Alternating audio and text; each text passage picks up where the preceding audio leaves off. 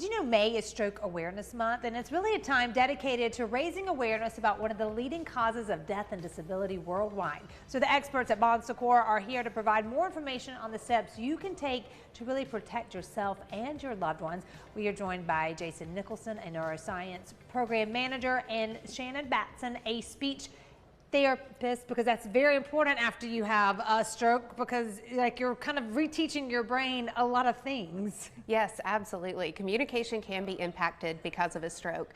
That may look like trouble expressing yourself or understanding what other people are saying. And is that a sign that that's happening? Like if you ever see someone that maybe they're slurring a little bit or you're having trouble understanding, could that be a sign like, hey, are you okay? Yes, if you're noticing any changes in how you can communicate, whether it's the clarity of your speech or coming up with the words that you want to say or understanding other people, that's a sign that you need to get checked out and to go immediately to the hospital and be evaluated for a stroke. Gosh, that's so scary, because sometimes we think, we write off everything in our head or make excuses like, oh, I'm just tired, or oh, I'm just having a moment. But you would know, right? That's more than just forgetting a word or two. Right, and if you have any concerns or any changes that are unusual, it's better to go and be evaluated.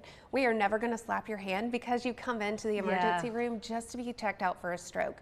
No one wants to show up, but time is of the essence when it comes to a stroke, and there are certain treatments that are only available within a certain time frame.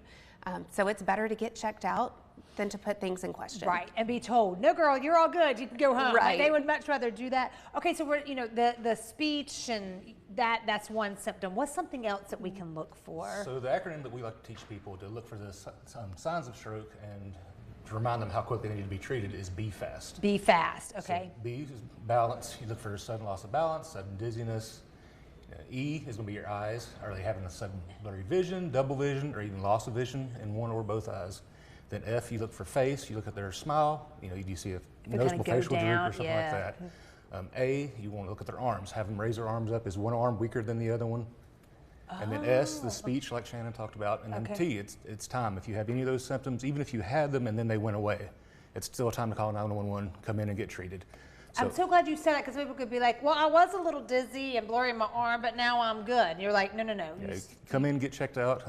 1.9 million neurons die every minute that you're having a stroke. Oh. So the sooner that you get in and let us get our treatments started on you, then the more of your brain we can save.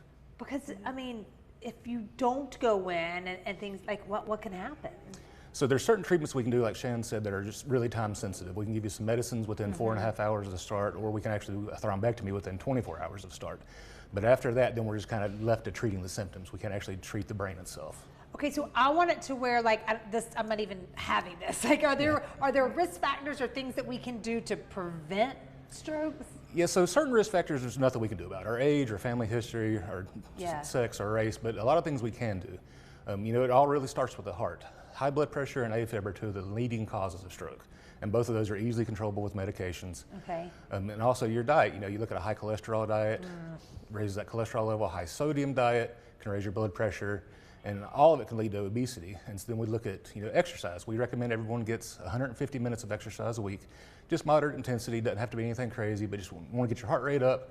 Work your heart, work your lungs out a little bit. And do it. And before we go, Shannon, if you do suffer from a stroke, there is recovery, and you probably play a big role in that. What does some of that look like? Yes, so recovery starts day one. We see you with speech therapy, occupational therapy, physical therapy, the day that you come in with the stroke symptoms, just to see if you have any needs that we need to address.